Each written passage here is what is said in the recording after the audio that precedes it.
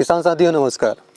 दोस्तों, सोयाबीन की फसल में अक्सर हमारे किसान भाई 2-3 गलतियां करते हैं और इस वजह से कभी कभार तो ये भी होता है कि पूरी की पूरी सोयाबीन की फसल बेकार हो जाती है और कभी कभी ये 2-3 गलतियां लगभग 30 से 40% उत्पादन हमारी सोयाबीन की फसल का गिरा देती है।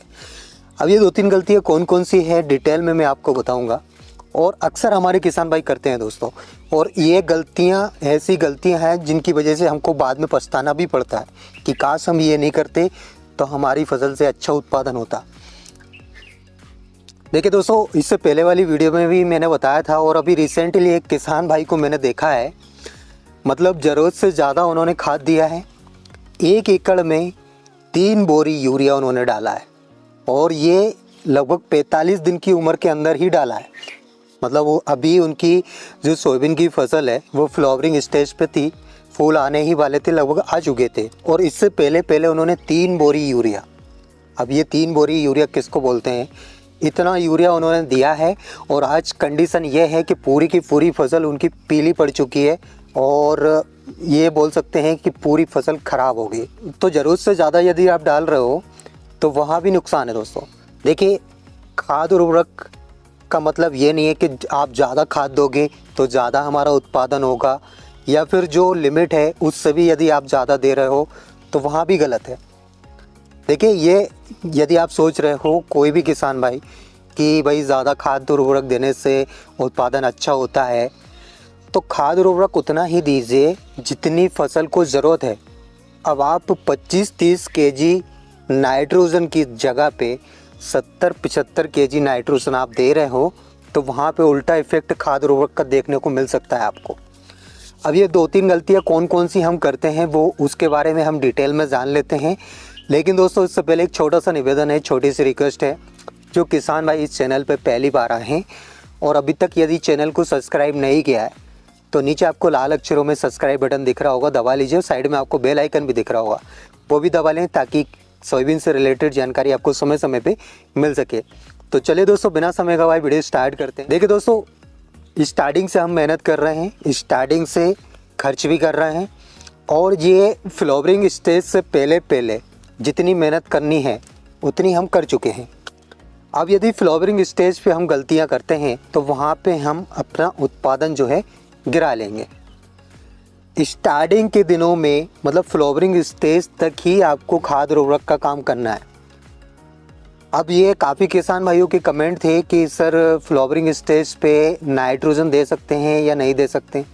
इस चीज़ का मैंने साफ साफ मना कर रखा है और वास्तविकता यही है कि फ्लावरिंग स्टेज पे नाइट्रोजन वाले उर्वरक, खाद और उर्वरक नहीं दिए जाते।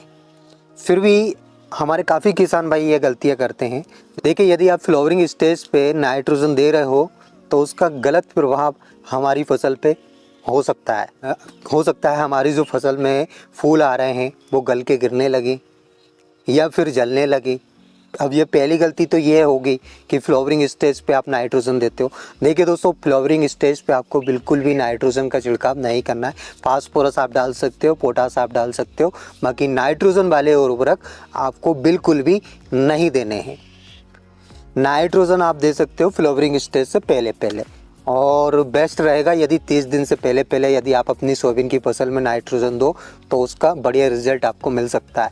वैसे तो सोयाबीन की फसल में जितने भी खाद उर्वरक दिए जाते हैं वो सब बुवाई से पूर्व या बुवाई करते समय दिए जाते हैं, लेकिन किसी भी कारणवश हमारे किसान भाई नहीं दे पाते तो आप ये खाद उर्वरक वाला काम तो ये 30 दिन के अंदर आप कर सकते हो।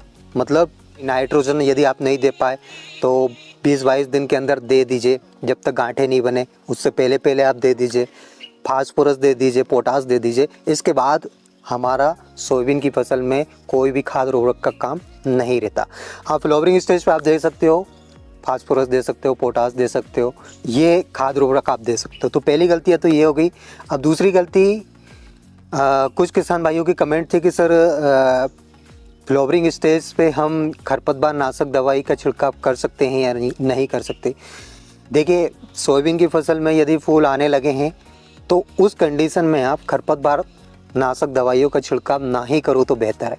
खरपतवार नाशक दवाइयों का छिड़काव बिल्कुल भी आपको फ्लावरिंग स्टेज पे नहीं करना है। यदि करते हो तो नुकसान आपको हो सकता है, और ये समझ लीजिए बहुत भारी नुकसान हो सकता है। ये साफ साफ मना किया जाता है कि फ्लावरिंग स्टेज पे खरपतवार नाशक दवाइयों का छिड़काव बिल्कुल ना करें।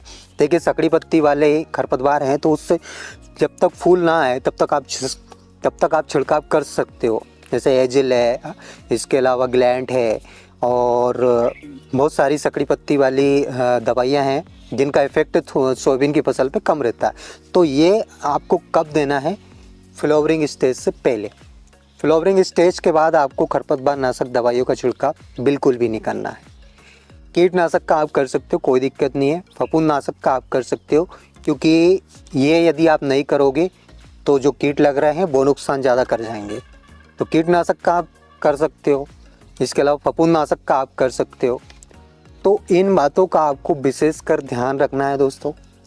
और यदि एक अच्छा उत्पादन लेना चाहते हो सोयाबीन की फसल से, वास्तविक जो उत्पादन है वो यदि आप लेना चाहते हो, तो ये छोटी छोटी बातों पे आपको ध्यान देना पड़ेगा।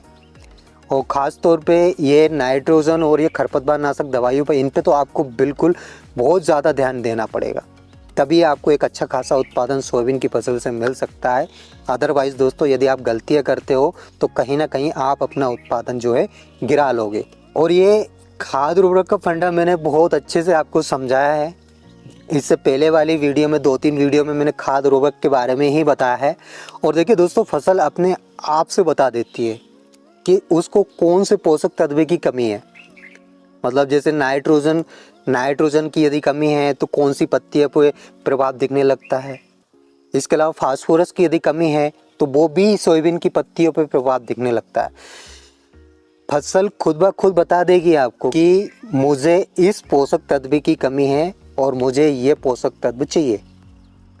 यदि आप खाद उर्वरक का फंडा समझ लोगे तो आपको ये ज़्यादा और ये कम वाला सिस्टम जो हो रहा है ना, कहीं कहीं पे ज़्यादा खाद उर्वरक दे देते हैं, कहीं कहीं पे कम खाद उर्वरक देते हैं, तो ये सिस्टम आपका कभी नहीं होगा।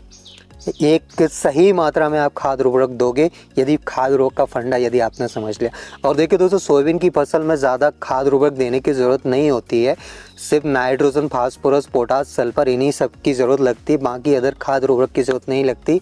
NPK में यदि आपने पहले दिया है तो ठीक है, बाकी आप लिक्विड फॉर्म में भी दे सकते हो, कोई दिक्कत वाली बात नहीं है। और ज़्यादा खर्च करने की आपको ज़रूरत नहीं है, क्योंकि अब मैंने इसके साइड इफ़ेक्ट भी आपको बताए हैं कि ज़्यादा नाइट्रोजन आप दोगे तो क्या हो सकता है। आज उनकी फसल की ये हाल है कि पूरी की पूरी एकदम ऐसी हो रही है कि पीली, जैसे दूर से ही आप देखोगे तो एकदम पीला खेत दिखाई दे रहा है। तो उनकी गलती की वजह से ये सब हुआ है। तो इन बातों का विशेष कर ध्यान रखें। तो आई होप दोस्तों आपको मेरे द्वारा दी गई जानकारी समझ आई होगी, वीडियो भी पसंद आई होगी। वीडियो अगर अच्छी लगी हो तो एक लाइक, और जो किसान भाई चैनल पर पहली बार आए हैं सब्सक्राइब करना बिल्कुल ना भूलें, ताकि सोयाबीन से रिलेटेड जानकारी आपको समय समय पे मिल सके। तो आज के लिए इतना ही काफ़ी है दोस्तों, मिलते हैं नेक्स्ट वीडियो में नेक्स्ट टॉपिक के साथ। तब तक के लिए tata bye bye, take care, धन्यवाद।